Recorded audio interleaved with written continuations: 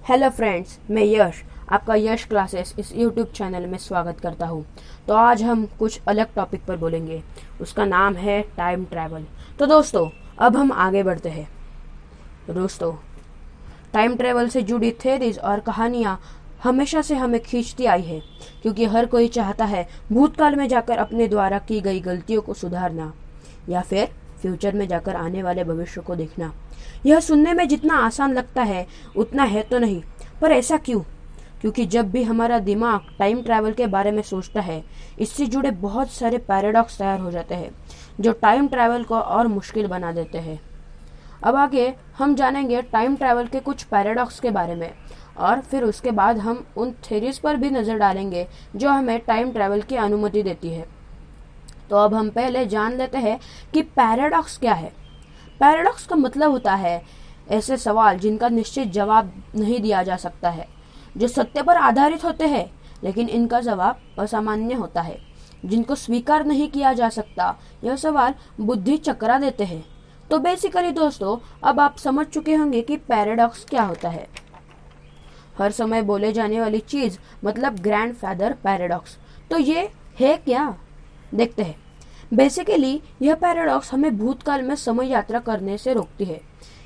इसे समझने के लिए हमें थॉट प्रोसेस से गुजरना होगा। इमेजिन कीजिए, हमारे पास एक टाइम मशीन है। अब हम इस पर बैठ चुके हैं। जैसे ही हम बटन दबा देते हैं, मशीन काम कर जाती है और हम अपने दादाओं के जमाने में पहुंच जाते हैं। अब अगर आप किसी तरह अपने दादाजी और दादी जी को आपके पिता के जन्म से पहले ही मार दे, तो ये क्या पैराडॉक्स होता है? इसका जवाब है फ्यूचर में आपका होना इम्पॉसिबल हो जाएगा। थोड़ा रुकिए और सोचिए, अगर आपका फ्यूचर में होना इम्पॉसिबल है, तब आपका पास्ट में जाकर अपने दादा दादी को मारने से कैसे रोक पाए? यह एक पैराडॉक्सिकल साइड बन जाएगा और एक लूप ही तरह घूमता रहेगा। इस पैराडॉक्स को हल करने के लिए फिजिसिस्ट ने एक नए थ्योरी को जन्म दिया, जिसका नाम है द पैरेलल यूनिवर्स थ्योरी।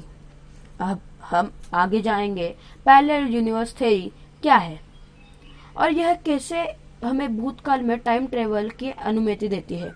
दोस्तों, वीडियो के इस पार्ट में मैं आप लोगों को समय यात्रा टाइम ट्रेवल के सबसे बेहतरीन तरीकों के बारे में बताऊंगा और उससे जुड़ी साइंटिफिक इन्वेंशन के बारे में भी बताऊंगा। तो पहले देखते हैं पैरेलल यूनिवर्स थ्योरी। क्या आपको पता है आइंस्टाइन की थ्योरी जनरल रिलेटिविटी कहाँ काम करती नहीं है?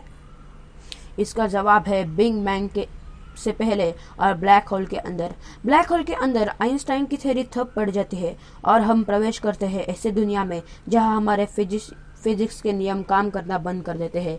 आइंस्टाइन का मानना था कि ब्लैक होल के अंदर दूसरे डायमेंशन में जाने के पोर्टल खुल सकते हैं। आपको याद होगा कि अभी पिछले 2 मिनट के पहले हमने एक थॉट प्रोसेस से गुजरे थे, जिसमें हमने टाइम ट्रेवल किया और पहुंच गए थे अपने दादाओं के ज़माने में, और वहां पर एक पैराडॉक्स क्रिएट हो गया था। बेसिकली ग्रैंडफादर पैराडॉक्स को पैरेलल यूनिवर्स थ्योरी से एक्सप्लेन किया जा सकता है।